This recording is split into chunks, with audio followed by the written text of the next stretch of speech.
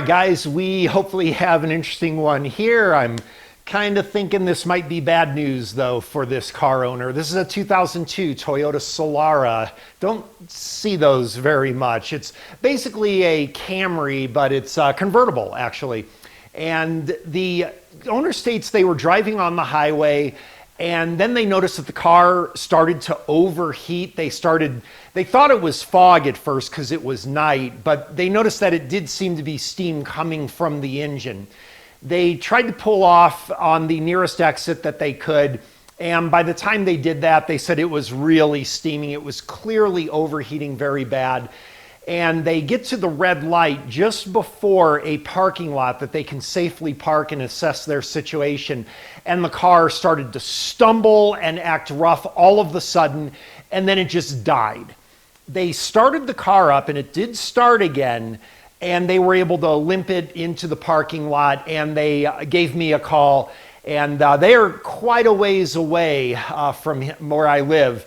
But I told them, based on that information, the best thing to do is to go ahead and tow it in, and we can assess. But I did tell them to prepare for the worst. With that kind of situation, it does sound like there could be some engine damage. So we're just going to go ahead and take a look at it, and if nothing else, we might be able to show some ways of detecting a blown head gasket. On this car, it's a little bit more difficult than usual because it has some special challenges for the methods that we typically use. Let's take a look. Okay, not looking too good here with these crusties here, but I don't see them around the radiator neck up here. So this could be, they did try to add coolant to it, and they said that the coolant just poured right out of the bottom of the car, actually. So clearly there's some kind of hose that blew or something. We'll take a look at where the leak is, but we can see that we've got the V6 here with the one bank right here, super easy, but the other bank underneath the intake manifold. Now, obviously, we have ways of dealing with that, and we would do a relative compression test. Obviously, we would like to be able to identify the cylinders in the relative compression results by keying it to an ignition event.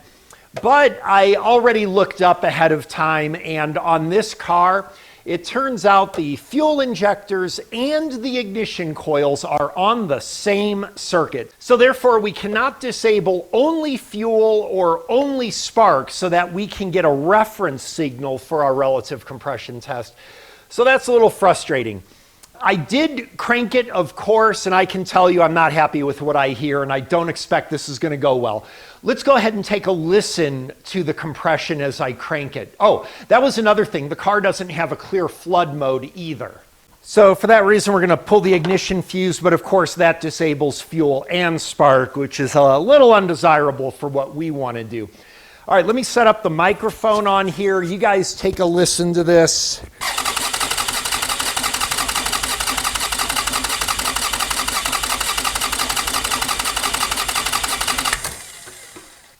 All right, that did not sound good. There is clearly an irregularity of compression here. And the other thing, if we take a look, there is like no coolant in the upper or lower radiator hoses at all.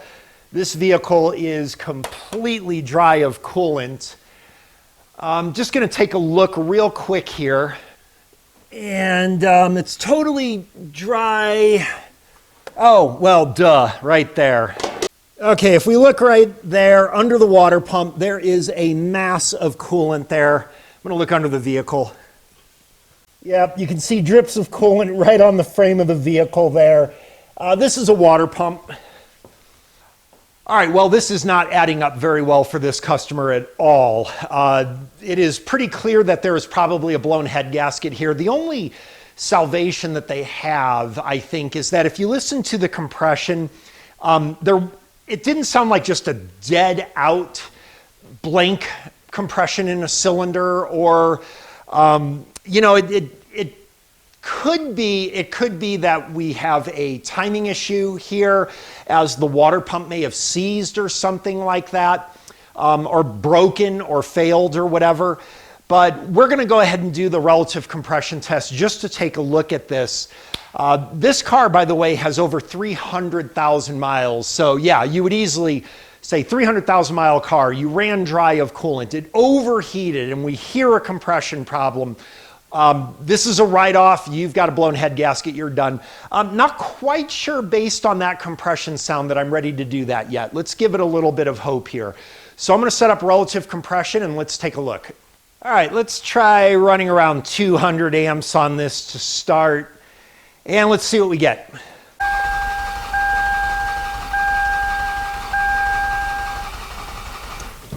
Okay, you can definitely hear the compression issue there. And yeah, we've got a compression problem. You can totally see it there. All right, let's go ahead and take a look at this, but we've got some issues. And as you can, oh, this actually might be good news. This actually might be good news here. Wait a minute here. We need to go to the big screen and we need to analyze this because if this firing order is 1, 2, 3, 4, 5, 6, this is a timing problem. This is not a blown head gasket. Hang on.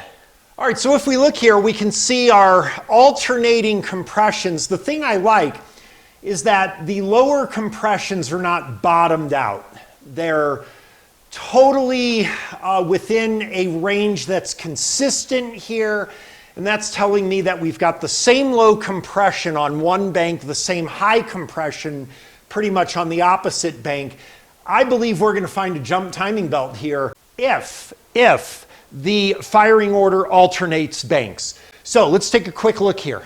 Okay, this is very good news here. Again, this right bank is going to be under the intake manifold. This is problematic because obviously one of the things I would really like to do would be a leak down test on every cylinder. The amount of labor involved in doing that with removing intake manifold doesn't really justify that based on the data we have, because it is clearly obvious to me that we don't have a compression loss due to cylinder warpage or something like that. Why? Because it's even, it's perfectly even.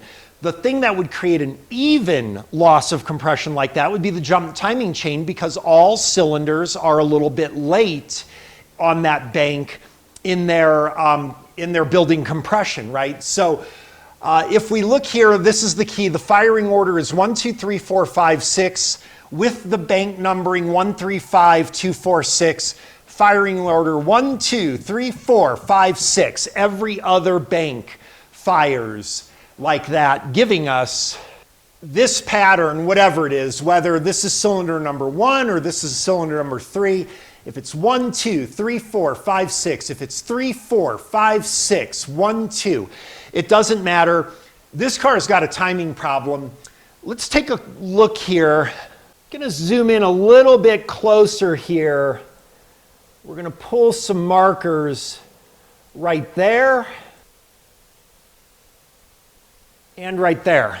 And what we want to do is I want to look and see, is there any evidence that there could be some compression loss due to like cylinder head warpage, something like that, blown head gasket, whatever. And so if we look here, we've got a little bit of a higher here. So if we kind of count this 1, 2, 3, we got a higher compression there, but these are even 1, 2, 3, and now they change a little bit. 1, 2, 3. So there's a little bit of inconsistency with it, but the thing is that it's such a minor difference here. 1, 2, 3, 1. So you see there's variations there, and this is perfectly normal, and you see this all the time.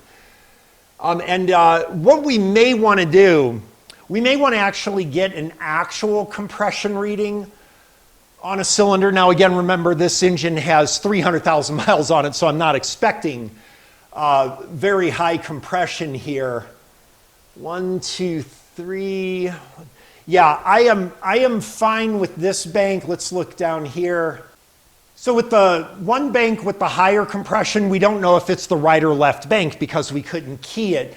But the one bank with the higher compression, I'm happy with that. The one with the lower, 1, 2, 3, 1, 2, 3. Yeah, we see the same thing. There's just this little bit of variability with it. But when we take it in the grand scheme of things, It's actually very, very consistent. This is on a 300,000 mile engine. This would be a good compression test if all of these were the same level, but those little variations, I'm actually not worried about it. I think what we're going to do, just out of curiosity here, let's go ahead and get an actual compression on one of the cylinders in the bank that we can access.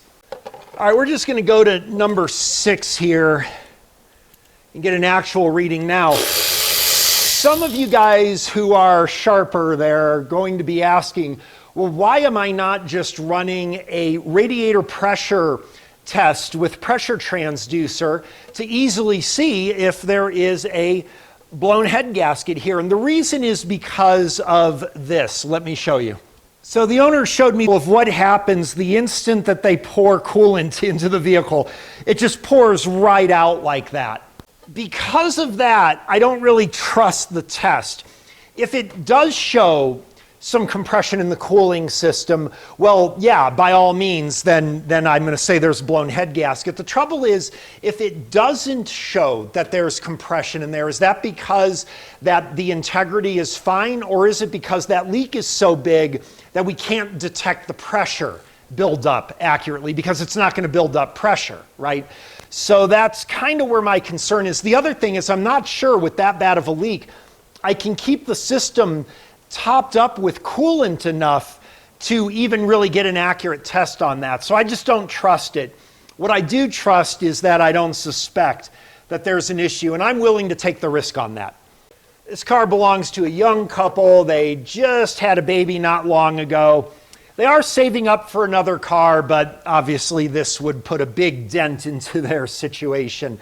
Oh, the other thing, of course, I already did. I didn't show it here. We can look at the oil. Again, we don't see like any milk in the oil or anything like that. But again, if this just happened, it may not have had time to contaminate there. And also remember, it probably overheated after losing the coolant. So that's not a reliable indicator of health there, that we don't see milk in the oil there. Trying to be smart about this here. Let me get a compression tester. All right, once I fix that water pump, then we'll do this test. I know that's kind of backwards of the optimal way we would do it, but I am that confident here. And I'm also going to give no risk to the owners. If I put in a timing kit, remember this is going to need a timing kit because the water pump on this model is driven by the timing belt. We're going to do a timing kit on this. If after that we find that this car is perfectly fine and everything, they'll pay me for the work. And if it turns out after doing this, we do find that this did have a blown head gasket, I am going to swallow it. That's how confident I am here. All right, let's zoom in on that gauge.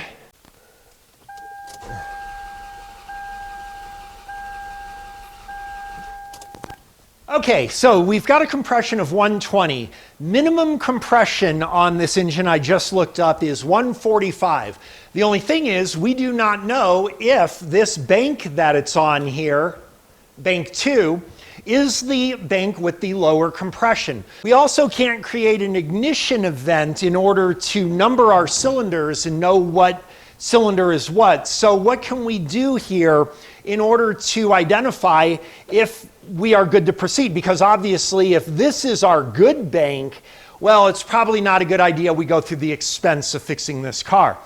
So what I'm going to do in this case is we are going to take advantage of the fact that we have kind of just a reduction but not an elimination of compression in our low cylinders, and we're going to create a dead cylinder, which is going to give us an identifying mark for our firing order. That is what I am going to do.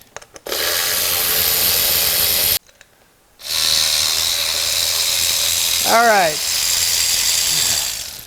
So we got 1, 2, 3, 4. Cylinder number 4 will be our index.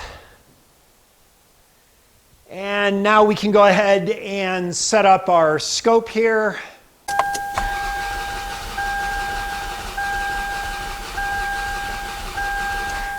Okay, first of all, you can hear that is what a dead cylinder sounds like. Totally different and much more concerning right there than what we heard previously. And now we can identify our cylinders that are affected by this issue. Okay, so we can see right here, very obviously, that is going to be cylinder number 4. So we have 4, 5, 6. Right there, we know that the low compression is on the front bank, the one where we did our actual compression test.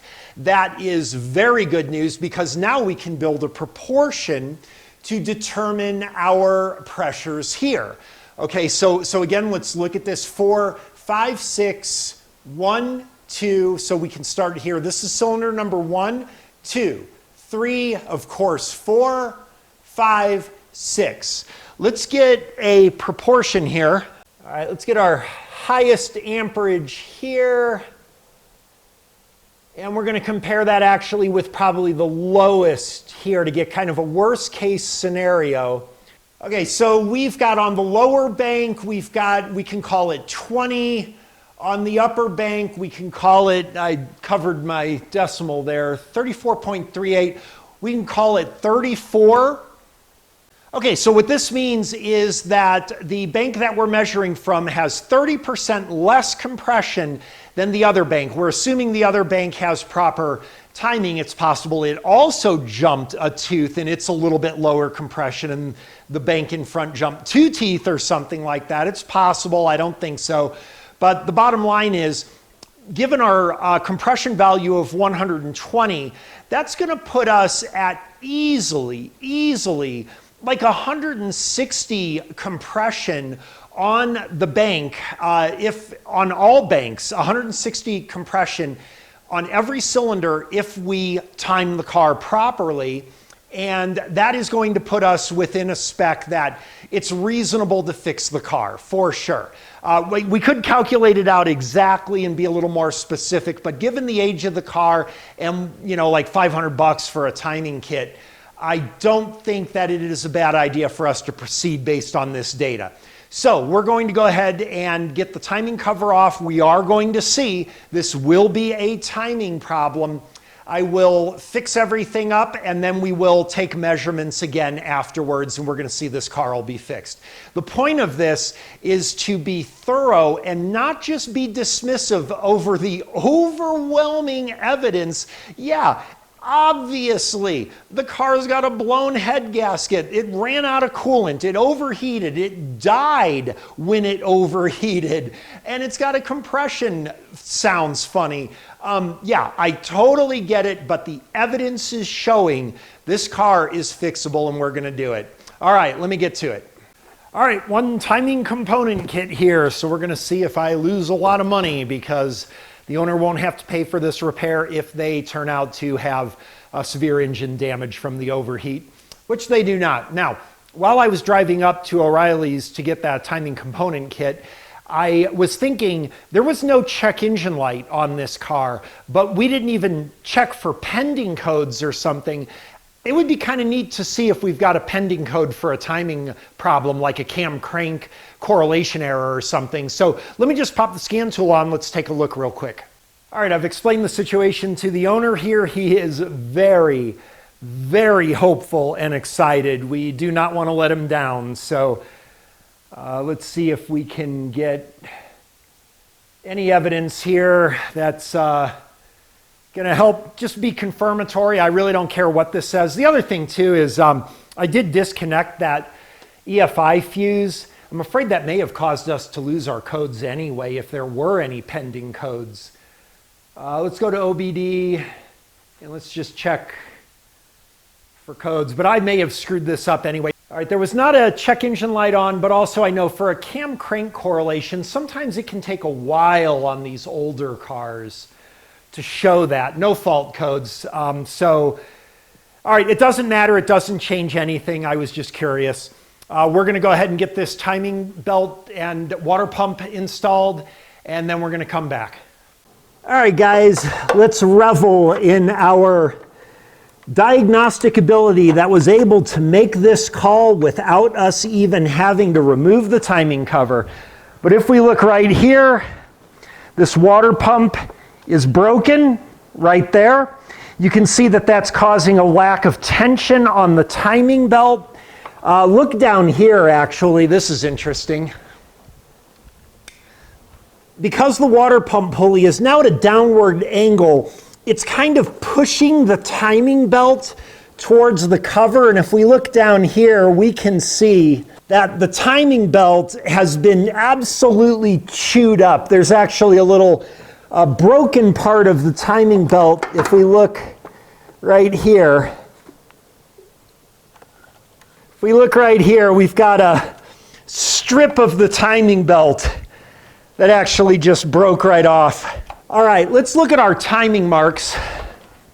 All right, so I got us to top dead center compression number 1 right there. So we've got our crankshaft timed, but our front camshaft is indeed 2 teeth off. All right, we'll need a mirror here for our rear camshaft, and we can see it does appear the rear camshaft is timed properly.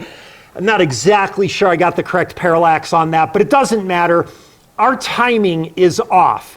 And at 2 teeth off, I'm not worried about there being damage to the valves or anything like that. We can fix this car. I've had really good luck with these import directs. I've put these into, I'm sure, more than 20 Toyotas. And I have one, in fact, that every 100,000 miles, they bring their car back to me. And I've done 3 timing component kits in their Toyota with over 300,000 miles. So that I know that they last at least 100,000 miles, right? And I've put these in many, many, many cars without issues.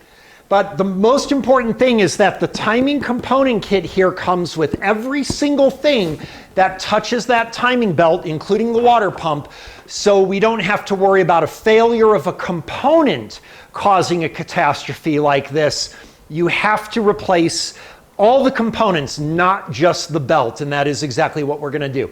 So I'll come back after I get this back together. We'll recheck our data, and we'll verify that this guy's car is fixed. All right, well, here's what remains of our timing belt. Look at that. That's actually pretty cool. This guy's pretty lucky that the engine didn't get destroyed. And then the water pump, of course, right here. We can see that just completely broke there. All right, and then the good news, I've got the new timing belt and components in. Let's just take a quick look there. All right, got our top dead center mark on the crankshaft there. Got our mark lined up on the left bank. You notice that I missed the belt mark here. The belt has a marking on it, but guess what? I don't care that I missed that one by a tooth because we're still lined up on the cam gear, which is all that matters. Same thing over here. 1 tooth off on the belt there, but the cam gear is perfectly lined up. I don't care about the belt because it doesn't matter. And believe it or not, I'm not even joking. I actually got the timing lined up right on my very first try. That has never happened before, so I'm leaving it. We're going to go ahead and rotate this engine. All right, coming back around again. Just going to line up my top dead center mark right there. Okay. Our marks should still all be aligned. All right, all aligned there. Perfectly aligned there. And perfectly aligned there on the first try. I am so excited. All right, just need to pull our pin out from the tensioner here, and we're done. All right, let's get this thing back together and start her up. Okay, this car is back together. We're gonna go ahead and pull this ignition fuse one more time. We're gonna repeat our compression test here, and we're gonna see that the compression will be even.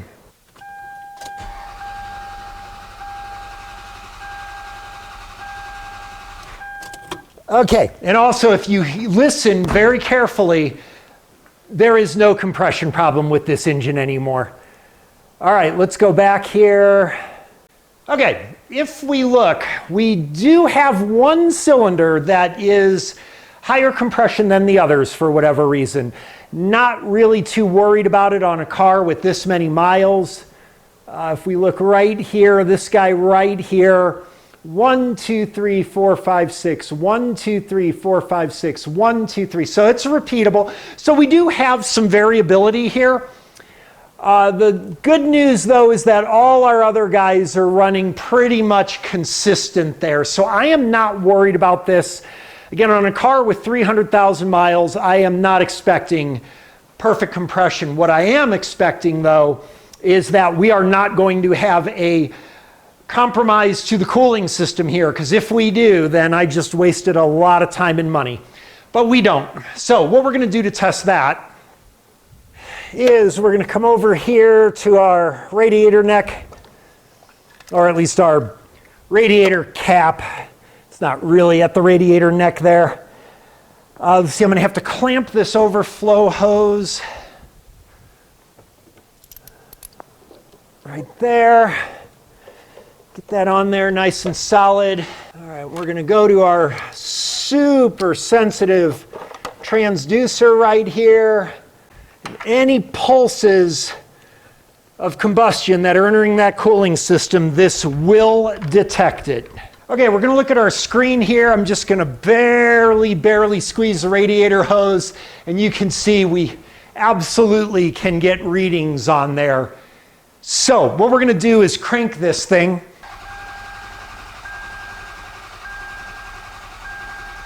All right, and all we're seeing is just some water pump movement there.